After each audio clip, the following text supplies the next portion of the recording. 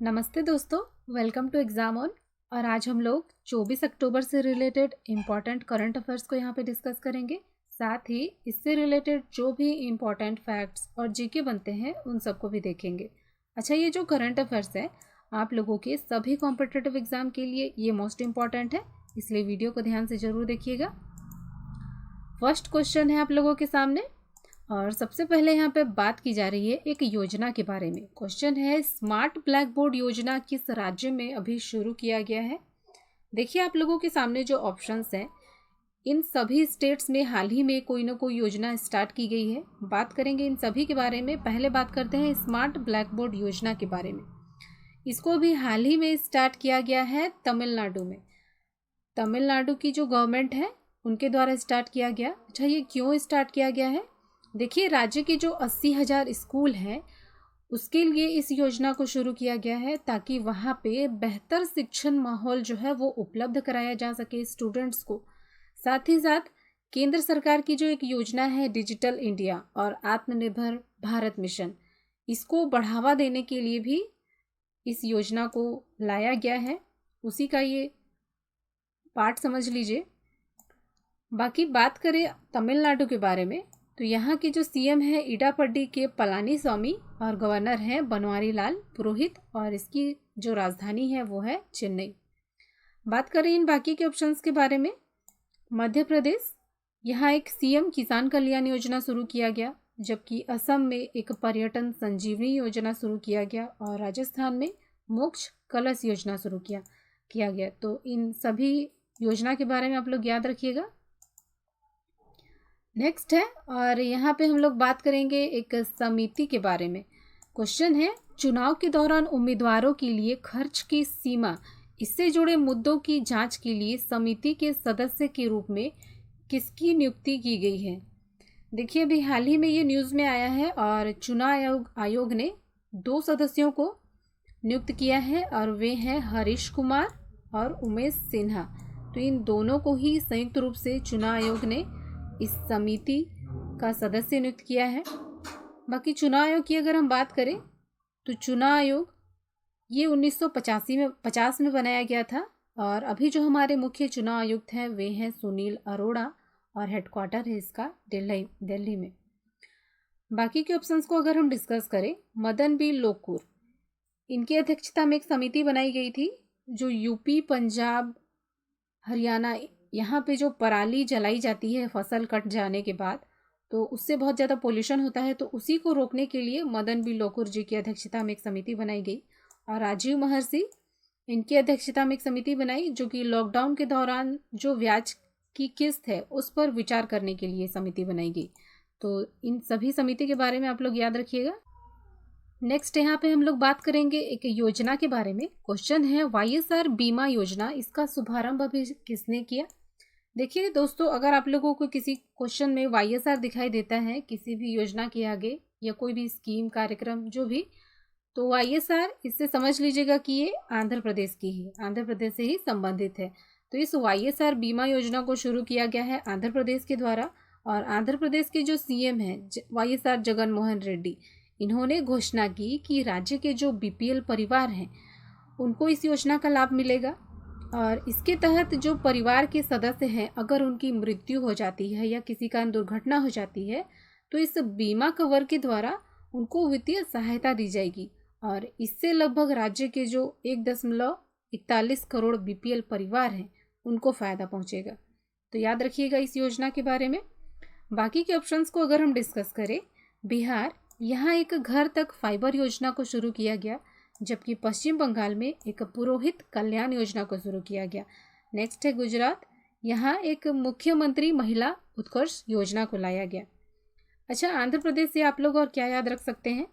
आंध्र प्रदेश, यहाँ के गवर्नर हैं विश्वभूषण हरिचंद्रन और हाल ही में यहाँ एक ऋतु भरोसा योजना को शुरू किया गया। इसके अलावा जल कल योजना को शुरू किया गया। तो इन सभी योजना के बारे में आप लोग याद रखेंगे क्योंकि सभी इम्पॉर्टेंट है। नेक्स्ट है, और यहाँ पे हम लोग बात करेंगे एक इम्पॉर्टेंट डे के बारे में। क्वेश्चन है, विश्व हिम तेंदुआ दिवस ये किस दिन मनाया गया। अच्छा देखिए, ये जो हिम तेंदुआ दिवस है ये अभी हाल ही में मनाया गया है 23 अक्टूबर को। अच्छा, ये क्यों मनाया जाता है? देखिए, जो हिम तेंदुआ है उसके संरक्षण के महत्व के बारे में जागरूकता फैलाने के लिए, जागरूकता बढ़ाने के लिए इसको मनाया जाता है। साथ ही साथ इसका जो अवैध शिकार है इसको रोकने के उपाय और इसके संदर्भ में पर्यावरण संगठन का जो प्रयास है उसको मजबूत करने के लिए इसको मनाया जाता है। तो याद रखिएगा आप लोग। बाकी के ऑप्शंस को अगर हम डिस्कस करें, 20 अक्टूबर इस दिन हम लोग मनाते हैं विश्व सांख्यिकी दिवस। 21 अक्टूबर इस दिन पुलिस स्मरण दिवस हम लोगों ने मनाया था। और 22 अक्टूबर इस दिन इंटरनेशनल स्टटरिंग अवेयरनेस डे, यानी कि जो हकलाते हैं उसके बारे में जागरूकता बढ़ाने के लिए इसको मनाया जाता है। तो चारों ही डे काफ़ी इंपॉर्टेंट है, आप लोग याद रखिएगा। नेक्स्ट है, और यहाँ पे हम लोग बात करेंगे एक राजदूत की नियुक्ति हुई है उनके बारे में। क्वेश्चन है, सैन मैरिनो गणराज्य में भारत की राजदूत के रूप में किसे नियुक्त किया गया है? देखिए, आप लोगों के सामने जो ऑप्शंस हैं सभी कोई ना कोई जगह अभी हाल ही में राजदूत नियुक्त किए गए हैं। और ये जो सैन मेरिनो गणराज्य है, यहाँ जो राजदूत नियुक्त हुए हैं वे हैं डॉक्टर नीना मल्होत्रा। ये कौन है? तो ये 1992 बैच की एक IFS अधिकारी है और अभी वर्तमान में ये इटली में राजदूत के रूप में कार्य कर रही थी। और अब आप लोग देखेंगे कि वे सैन मैरिनो गणराज्य में राजदूत के रूप में कार्य करेंगी। अच्छा, अभी हाल ही में इनकी भी नियुक्ति हुई है, सुशील कुमार सिंघल। इनको नियुक्त किया गया है सोलोमन द्वीप, वहाँ पे भारत का राजदूत नियुक्त किया गया है।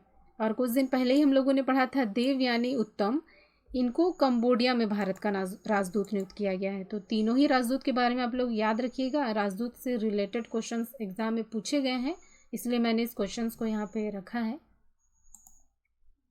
नेक्स्ट है, और यहाँ पे हम लोग बात करेंगे एक पर्सनालिटी के बारे में जिनको कि अभी हाल ही में सम्मानित किया गया है। क्यों किया गया है, आगे देखते हैं।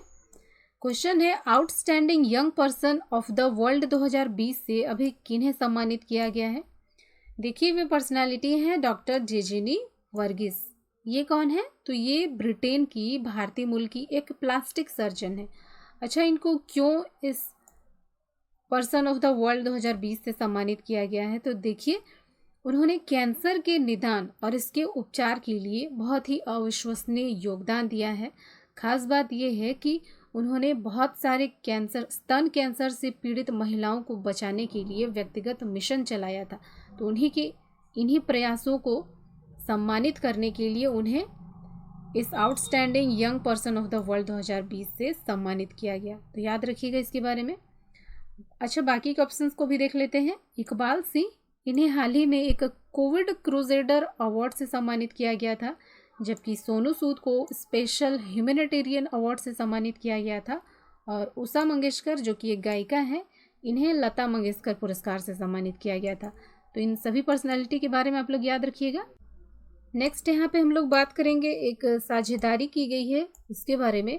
इंडियन बैंक ने किसके साथ साझेदारी की है? देखिए, अभी हाल ही में ये न्यूज़ में आया है और इंडियन बैंक ने IIT मद्रास इसके साथ साझेदारी की है। अच्छा, क्यों की है? तो इंडियन बैंक ने IIT मद्रास इंक्यूबेशन सेल इसके सहयोग से स्टार्टअप्स को फंडिंग करने के लिए इस साझेदारी पर हस्ताक्षर किया गया है। और अब जो है दोनों मिलकर इंड स्प्रिंग बोर्ड नामक एक पहल शुरू कर रहे हैं, जिसके तहत जो स्टार्टअप्स होंगे उनको मैक्सिमम 50 करोड़ तक की ऋण की सुविधा उपलब्ध कराई जाएगी इसके तहत, इस साझेदारी के तहत। बात करें इन बाकी के ऑप्शंस के बारे में, IIT खड़गपुर, कल ही हम लोगों ने पढ़ा था कि इसने एक कोविड ऐप नामक एक तकनीक विकसित की है जो कि कोविड-19 से संबंधित है। बाकी ICMR एक बहुत ही इम्पॉर्टेंट बॉडी है हमारी कंट्री में और अभी ये बहुत ज़्यादा न्यूज़ में है कोरोना को लेकर, कोरोना की वैक्सीन को लेकर। और इसका जो फुल फॉर्म है Indian council of medical research. Headquarter है इसका दिल्ली में और इसके जो महानिदेशक है SVM कटोच। बाकी इंडियन बैंक की अगर हम बात करें, इसका हेडक्वार्टर है चेन्नई तमिलनाडु में और इसके CEO हैं पंदजा चुंदरू। तो याद रखिएगा इन सभी के बारे में। आगे देखते हैं। नेक्स्ट है, और यहाँ पे हम लोग बात करेंगे एक नए प्रधानमंत्री इलेक्ट हुए हैं उनके बारे में। क्वेश्चन है, लेबनान के नए प्रधानमंत्री कौन चुने गए हैं? देखिए, आप लोगों के सामने जो ऑप्शंस हैं सभी कोई ना कोई देश के प्रधानमंत्री हैं, इन सभी के बारे में हम लोग एक एक कर डिस्कस करेंगे। पहले देखते हैं लेबनान के नए प्रधानमंत्री कौन चुने गए हैं, तो वो हैं साद हरीरी। देखिए दोस्तों, कुछ दिन पहले ही मैंने आप लोगों को बताया था, न्यूज़ में भी था, कि लेबनान में एक भीषण बम धमाका हुआ है, जिसके कारण वहाँ की जो सिटी थी, बेरूत सिटी, वहाँ पे बहुत ज़्यादा क्षति हुई थी, जान माल की, धन की बहुत ज़्यादा क्षति हुई थी। और इसके खिलाफ वहाँ की जो जनता थी वो सड़कों पर आ गई थी और बहुत ज़्यादा विरोध प्रदर्शन वहाँ हो रहे थे। तो उसी कारण वहाँ के जो पीएम थे उस टाइम पे, हसन अदीब, उन्होंने इस्तीफ़ा दे दिया था और फिर वहाँ के प्रधानमंत्री बनाए गए थे मुस्तफ़ा अदीब। और पिछले ही महीने मुस्तफ़ा अदीब ने इस्तीफ़ा दे दिया और अब आप लोग देखेंगे कि लेबनान के नए प्रधानमंत्री साद हरीरी होंगे। बात करें इन बाकी के ऑप्शंस के बारे में, मुख्तार ओयने, ये माली के नए प्रधानमंत्री हैं, जबकि मोहम्मद हुसैन रोबल ये सोमालिया के नए प्रधानमंत्री हैं। तो ये इन तीनों के बारे में आप लोग याद रखिएगा। नेक्स्ट है, और यहाँ पे हम लोग बात करेंगे एक पोर्टल के बारे में। क्वेश्चन है, ई धरती जियो पोर्टल एक पोर्टल है, इसको किसने लॉन्च किया है? देखिए आप लोगों के सामने जो ऑप्शंस हैं सभी हमारे केंद्रीय मंत्री हैं, और इस ई धरती जियो पोर्टल को लॉन्च किया गया है हरदीप सिंह पुरी जी के द्वारा। ये कौन है? तो ये हमारे केंद्रीय आवास और शहरी मामलों के मंत्री हैं, और इन्होंने ही इस पोर्टल को लॉन्च किया है। और अब जो है इस पोर्टल के माध्यम से संपत्ति के प्रमाण पत्र के विवरण और साथ ही संपत्ति की रूपरेखा मानचित्र को आसानी से ऑनलाइन एक्सेस किया जा सकेगा। यह है खास बात इस पोर्टल की। बाकी के ऑप्शंस को अगर हम डिस्कस करें, रमेश पोखरियाल निशंक, ये कौन है? तो ये हमारे केंद्रीय शिक्षा मंत्री हैं, और अभी हाल ही में इन्होंने कपिला कार्यक्रम का शुभारंभ किया था। रविशंकर प्रसाद, ये हमारे आईटी मिनिस्टर हैं, और अभी संघाई कोऑपरेशन ऑर्गेनाइजेशन की जो कानून मंत्रियों की बैठक हुई थी उसमें इन्होंने प्रतिनिधित्व किया था। बाकी नरेंद्र सिंह तोमर, इन्होंने हाल ही में अभी आयुष्मान सहकार योजना इसको शुरू किया था। तो इन सभी के बारे में आप लोग याद रख सकते हैं। आगे देखते हैं। नेक्स्ट है, और यहाँ पे हम लोग बात करेंगे कि एक नया अंतरिक्ष केंद्र स्थापित करने की बात की जा रही है, उसके बारे में। कौन से ऑर्गेनाइजेशन ने जर्मनी के रैमस्टीन में एक नया अंतरिक्ष केंद्र स्थापित करने की घोषणा की है? देखिए ये तीनों ही काफ़ी इंपॉर्टेंट बॉडी है, बात करेंगे इन सभी के बारे में। पहले देखते हैं कि कौन से ऑर्गेनाइजेशन है जिसने कि नए अंतरिक्ष केंद्र को स्थापित करने की घोषणा की है। तो वो है नाटो। नाटो, जिसको कि नॉर्थ अटलांटिक ट्रीटी ऑर्गेनाइजेशन के नाम से हम लोग जानते हैं। और अभी अंतरिक्ष केंद्र उपग्रहों के लिए संभावित खतरों के बारे में ये जो केंद्र है वो जानकारी देगा, इसके थ्रू जानकारी कलेक्ट की जा सकेगी। बाकी के ऑप्शंस को अगर हम डिस्कस करें, डीआरडीओ, जिसको कि defence research and development organisation के नाम से जानते हैं हम लोग, इसको बनाया गया था 1958 में, और इसके जो हेड हैं जी सतीश रेड्डी, और ये हमारे देश की रक्षा मंत्रालय के अधीन कार्यरत है। और इसरो, ये भी बहुत ही इंपॉर्टेंट है। इसरो, जिसको कि Indian space and research organisation के नाम से हम लोग जानते हैं, और इसको बनाया गया था 1969 में। हेडक्वार्टर है इसका बेंगलुरु कर्नाटक में, और इसके जो हेड हैं वे हैं के शिवन। तो इनसे रिलेटेड जो बेसिक इन्फॉर्मेशन थी मैंने आप लोगों को बता दी, आप लोग याद रखिएगा। नेक्स्ट है, और यहाँ पे हम लोग बात करेंगे पंचायती राज अधिनियम के बारे में। क्वेश्चन है, किस केंद्र शासित प्रदेश में पंचायती राज अधिनियम को अपनाने की मंजूरी दी गई है? देखिए अभी हाल ही में ये न्यूज़ में आया है, और केंद्र सरकार ने इस पंचायती राज अधिनियम को अपनाने की जो मंजूरी दी है वो है जम्मू कश्मीर के लिए। तो प्रधानमंत्री की अध्यक्षता वाली जो केंद्रीय मंत्रिमंडल की जो बैठक हुई उसमें जम्मू कश्मीर के लिए पंचायती राज अधिनियम को अपनाने की मंजूरी दे दी गई है। देखिए जम्मू कश्मीर के बारे में कुछ हिस्ट्री की चीज़ें हम लोग देखते हैं थोड़ा। कुछ दिन पहले ही, लगभग साल भर हो रहा है कि जम्मू कश्मीर से धारा 370 और 35A को हटाया गया था, क्योंकि जम्मू कश्मीर उसको एक स्पेशल स्टेटस का दर्जा दिया हुआ था, और यहाँ पे बहुत सारे ऐसे अधिकार थे जो कि भारत के लोगों को प्राप्त नहीं थे, और यहाँ के लोगों को भारत में कुछ अधिकार प्राप्त नहीं थे। और चूंकि अब ये 370 हट गया है, तो अब ये पूरी तरह से भारत का एक पार्ट समझ लीजिए। वैसे तो पहले से ही है, लेकिन कुछ मामलों में यहाँ अधिकार नहीं थे, तो वो सभी चीज़ें अब यहाँ से हटा ली गई हैं। तो यही है इसके बारे में। और यहाँ पे पहले उपराज्यपाल को नियुक्त किया गया था गिरीश चंद्र मुर्मू, उनको अभी हाल ही में हटा दिया गया है। और मनोज सिन्हा, इनको जम्मू कश्मीर में उपराज्यपाल नियुक्त किया गया है। तो ये पहले यहाँ पे पंचायती राज अधिनियम नहीं था, तो अब 370 हटने के बाद इस पंचायती राज अधिनियम को भी यहाँ पे लागू कर दिया गया है।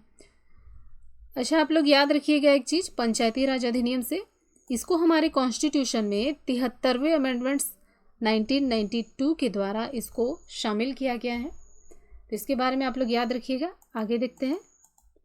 नेक्स्ट है, यहाँ पे हम लोग बात करेंगे एक ब्रांड एम्बेसडर के बारे में। क्वेश्चन है, वीगा के ब्रांड एम्बेसडर अभी कौन बनाए गए हैं। देखिए आप लोगों के सामने जो ऑप्शंस हैं सभी क्रिकेट प्लेयर हैं, और हाल ही में कोई ना कोई ब्रांड के ये ब्रांड एम्बेसडर बनाए गए हैं ये सभी। बाकी बात करें इस वेगा के बारे में, तो इसके ब्रांड एम्बेसडर बनाए गए हैं रोहित शर्मा। वेगा ये क्या है, तो ये कि men's personal grooming electronics brand है, जिसके कि रोहित शर्मा को ब्रांड एम्बेसडर बनाया गया है। और अब जो है रोहित शर्मा इसके विभिन्न उत्पादों के बारे में प्रचार करते आप लोगों को नज़र आएंगे। रोहित शर्मा ये काफ़ी लोकप्रिय भारतीय क्रिकेटर हैं और मुंबई इंडियंस के कप्तान भी हैं। अच्छा, बाकी के ऑप्शंस को अगर हम डिस्कस करें, युवराज सिंह, इनको AIESL का ब्रांड एम्बेसडर बनाया गया है, जबकि सचिन तेंदुलकर को पेटीएम फर्स्ट गेम्स का ब्रांड एम्बेसडर बनाया गया है, और सौरव गांगुली, इनको बंगाल पियरलेस का ब्रांड एम्बेसडर बनाया गया है। अच्छा दोस्तों, यही थे आज के सारे इंपॉर्टेंट करंट अफेयर्स। अगर आप लोगों को किसी क्वेश्चन में डाउट है या आप लोग कुछ पूछना चाहते हैं तो प्लीज़ कमेंट ज़रूर कीजिए। और अगर अभी तक आप लोगों ने चैनल सब्सक्राइब नहीं किया है तो प्लीज़ सब्सक्राइब कर लीजिए और वीडियो को लाइक करना ना भूलिएगा। आज के लिए इतना ही, देखते हैं, धन्यवाद।